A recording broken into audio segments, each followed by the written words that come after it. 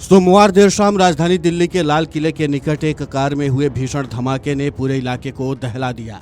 शाम करीब 7 बजे हुए इस जोरदार विस्फोट के कारण न केवल कार में आग लग गई, बल्कि आसपास खड़ी कई अन्य गाड़ियां भी इसकी चपेट में आ गई।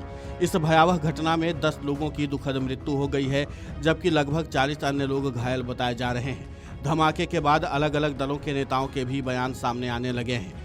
कांग्रेस नेता राहुल गांधी ने कहा कि दिल्ली के लाल किला मेट्रो स्टेशन के पास हुए कार विस्फोट की खबर बेहद दर्दनाक और चिंताजनक है। इस दुखद हादसे में कई निर्दोष लोगों की मृत्यु का समाचार अत्यंत दुखद है। इस दुख की घड़ी में और उनको अपनी गहरी संवेदनाएं व्यक्त करता हूं। सभी घायलों के जल्द से जल्द स्वस्थ होने की आशा करता हूं।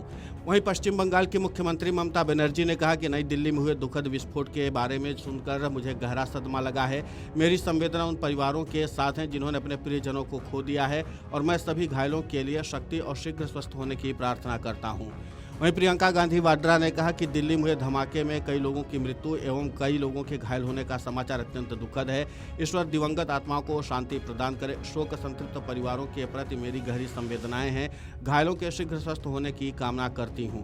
आम आदमी पार्टी के नेता मनीष सिसोदिया ने भी संवेदनाएं व्यक्त की हैं। मनीष सिसोदिया ने कहा कि दिल्ली में हुए विस्फोट की खबर बेहद चिंताजनक है। घायलों के शीघ्र स्वस्थ होने की कामना करता हूं। प्रार्थना है कि दिल्ली और देश के सभी नागरिक सुरक्षित रहें। ऐसे समय में शांति और संयम बनाए रखना ही सबसे बड़ी ताकत है।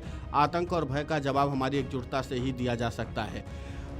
वहीं पीडीपी प्रमुख महबूबा मुफ्ती ने कहा कि दिल्ली में हुए दुखद कार विस्फोट के बारे में सुनकर मुझे गहरा सदमा लगा है और बेहद दुख हुआ है, जिसमें 8 अनमोल जानें चली गई हैं और कई अन्य घायल हो गए हैं। मेरी संवेदना उन परिवारों के साथ है जिन्होंने अपने प्रियजनों को खो दिया है। कोई भी शब्द उनके दुख को कम नहीं कर सकता, और आशा करते हैं कि इस त्रासदी के कारणों का जल्द ही पता लगाया जाएगा।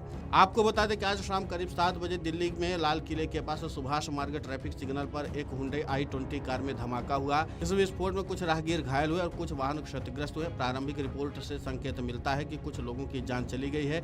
विस्फोट की सूचना मिलने के 10 मिनट के भीतर दिल्ली क्राइम ब्रांच और दिल्ली स्पेशल ब्रांच की टीमें मौके पर पहुंच गई। एनएसजी और एनआईए की टीमों ने भी एफएसएल के साथ मिलकर अब गहन जांच शुरू कर दी है। आसपास के सभी सीसीटीवी कैमरों की जांच के आदेश दिए गए हैं।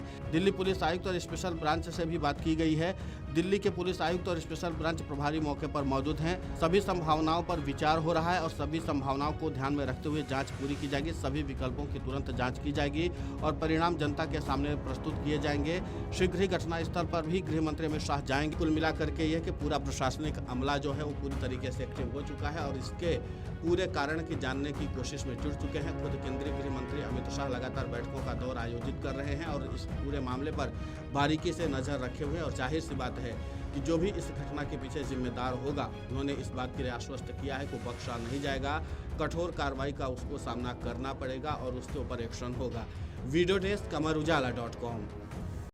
अगर आप ये वीडियो YouTube पर देख रहे हैं तो हमारे चैनल को सब्सक्राइब कर बेल आइकन दबाएं, और Facebook पर देख रहे हैं तो हमारे पेज को लाइक करें।